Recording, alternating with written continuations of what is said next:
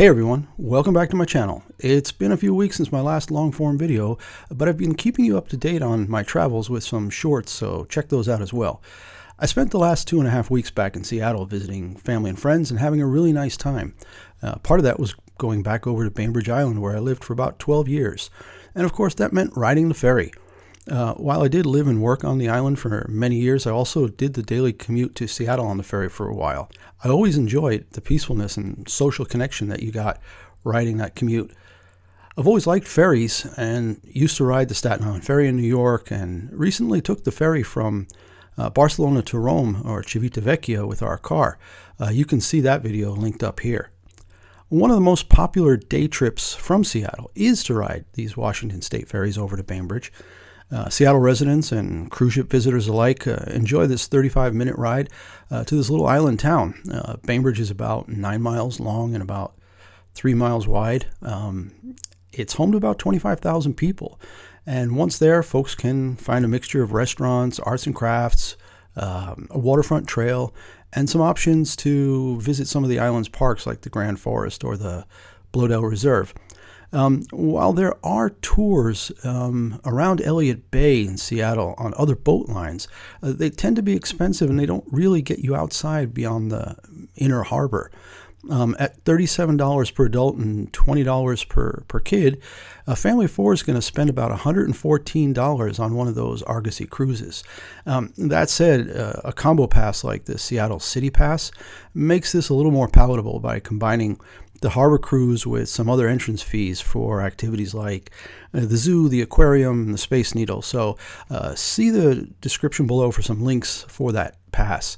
The Bainbridge Island Ferry costs only about $29 for that same family of four, and you only pay one way. Coming back is free, so don't get tricked into trying to buy tickets for the way back. And this is for walk-ons. Driving your car is a really good bit more expensive, and given the smaller boats now running, you may not get on the boat that you want and then have to wait an hour or even 2 hours for the next boat. So just walk on and leave the rest to the ferry. Boats run about every hour from early morning until midnight and even later on weekends. So it leaves you plenty of money for snacks and maybe an ice cream at the well-known Mora Ice Creamery on Bainbridge. This ferry is part of the Washington State Ferry system that connects Seattle with Bainbridge Island, Bremerton, and Vashon Island. Other routes do exist beyond the Seattle city limits, but they're less relevant for visitors to Seattle. The fleet itself is kind of impressive, and though it's undergoing some repairs now on the larger boats, and others will be taken out of service again for refitting to become electric in the coming years. As you can see from the image here, the fleet has over 20 vessels, and some of those are really large, able to carry up to 200 cars and 2,500 people across on a single sailing. The vessels also have Native American names, and that reflects the cultural heritage of the area and the presence, which remains strong in the Pacific Northwest. The Spokane and the Walla Walla are the two largest boats which normally do the Seattle to Bainbridge run. This route carries between 4 and 5 million people back and forth in a year. On the ride today, I was on the Chimicum, which is still impressive, carrying about 1,500 people and 144 cars. So let's take a look at the ride now from Bainbridge back to Seattle. I shot all the footage on my way back this trip. And another thing, a little shout out to 11 Winery. Great little winery and tasting room on Bainbridge Island. So if you're there, stop in and say hi to the folks. So here we are in the waiting room on the Bainbridge Island side, the ferry terminal. Fairly old structure. There's been some artwork and some upgrades, but all in all, it's a pretty nondescript building. Folks in the morning who are commuting are generally just in quite the hurry to get out of the cars or off the buses and head straight down to the boat. There's a series of gangways now because of the construction that's ongoing. We saw that they're in the process of rebuilding the gangway. Looks like there's going to be a brand new one, and I'm not sure if it's because the old one needed repair or if they're dealing with some ideas about rising sea levels and things like that They need something that's going to be a little bit higher and maybe have some flexibility in it. Here you can see the old one, part of which has been cut away now, but this is the one I remember from when I lived on Bainbridge, and basically folks just come down and wait until the loudspeaker announces that you can get on. Looking out the windows here, you can see the cars coming off the boat that had just arrived.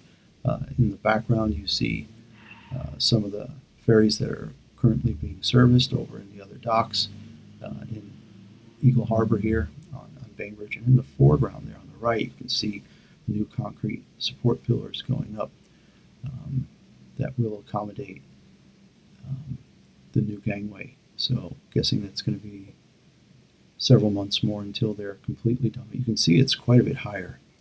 And as we continue to walk down the gangway again, another turn, another passageway, and now we're finally on the little temporary or movable bridge that connects the gangway to the boat. Again, we're talking a large boat, the Chimicum here, able to carry about 1,400 passengers and 144 cars. You can see the cars now loading 2 by 2.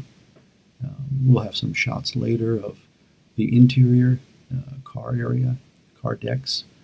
Got our security there. Always good to have them on board. And yeah, basically just looking around the harbor a bit and seeing another boat there that's also being worked on currently. And now let's head inside as we go through the passenger cabin. On the left there, you see there's plenty of vending machines, and actually we'll have some shots of the galley later where there's a bunch of fast food to be found. Lots of tables. People do work. There are outlets that people can plug their laptops in and recharge their phones. Basically, every seat on the sides has just an incredible view. And then here, some of the larger seating areas. And now we're going to head into the galley, and you can see that there are actually a lot of tables here. And it was always nice, like in the mornings, to see some groups of folks would actually bring, placemats and salt and pepper shakers and their breakfast in Tupperware and spread it all out and have a really nice social breakfast on the half an hour ride over. And now we'll just take a look out the front doors to the bow. And beautiful day on Bainbridge, a fog bank over by Seattle that we'll be heading over towards in a bit. Just beautiful sunshine reflecting off the water, and then looking down here you see how the boat keeps pushing just a little bit into the dock as the ferry is tied up here, just to keep that opposite pressure there. And here's the crew helping folks get as far forward as they can so they can maximize the number of cars. And now we have a look up to the bridge, dual bridges, because the ferry doesn't turn around, it just goes back and forth. And here we are coming back down the north side of the boat. And again, you can just see it's really kept super clean and nice. And, again, you get to see folks having a nice conversation, get their food and drink, and just basically having a really nice, relaxed time as they manage this 30-minute ride over Seattle. Going downstairs now, there are 2 stairways that connect to the upper and lower car decks. And here you can see this is the back end of the boat as the cars are still loading. Had to be mindful here not to get in the way of the crew doing their job, trying to get the boat loaded as quickly as possible so we could be on our way. And you can see here that it's just quite the haul. It's 3 lanes across. I think the large boats are 4 lanes across, and then of course there are 2 lanes on the sides, and then there are 2 lanes on the upper level where this car is going up now. And here we see the deck going up, making that space so that they can start to push off and leave Bainbridge and head towards Seattle. The lady with the ferry crew here just got her little blocks that they put behind the tires of the back cars and in front of the front tires, and the front cars on the front end of the ferry, just to keep them from moving around. And then, of course, the safety net.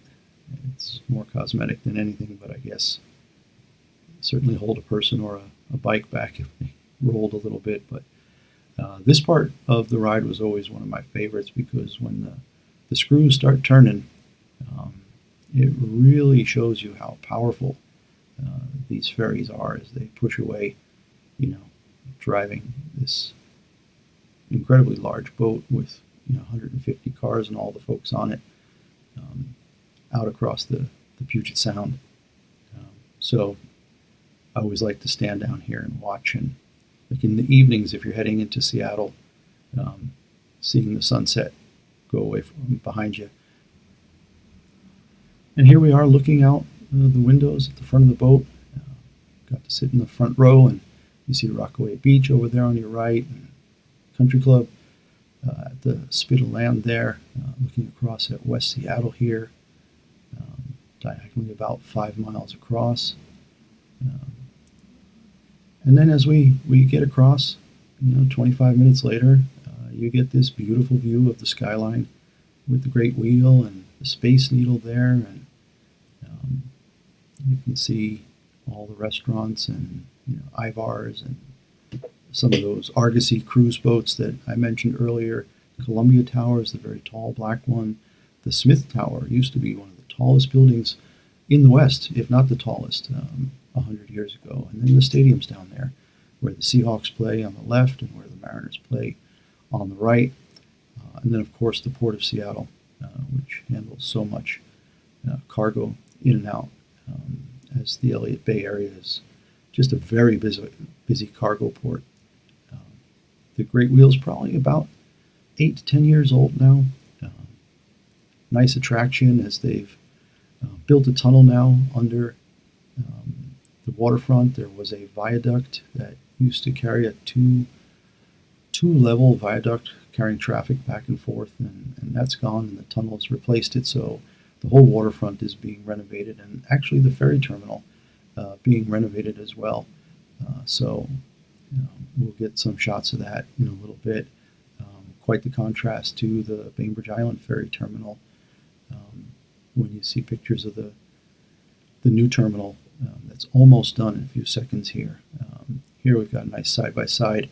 The one on the left is us coming into Seattle, and then the video on the right is on another day when I headed back out as we were leaving Seattle. A nice sunny day, again with the Columbia Tower and the Smith Tower there.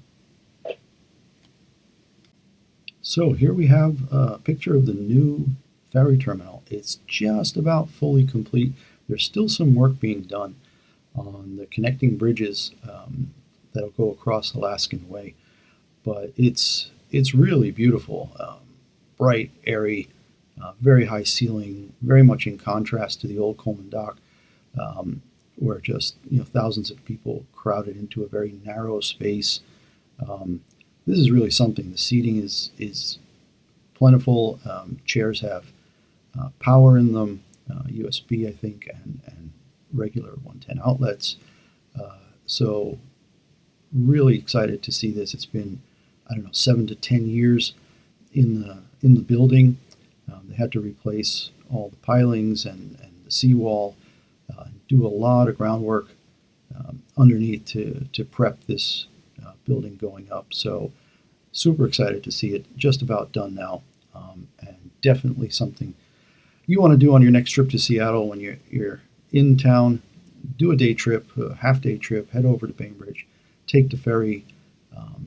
You'll really enjoy this. I think you'll get a much better feeling for the region than just staying around in Seattle and taking one of the harbor cruises. It's well worth it.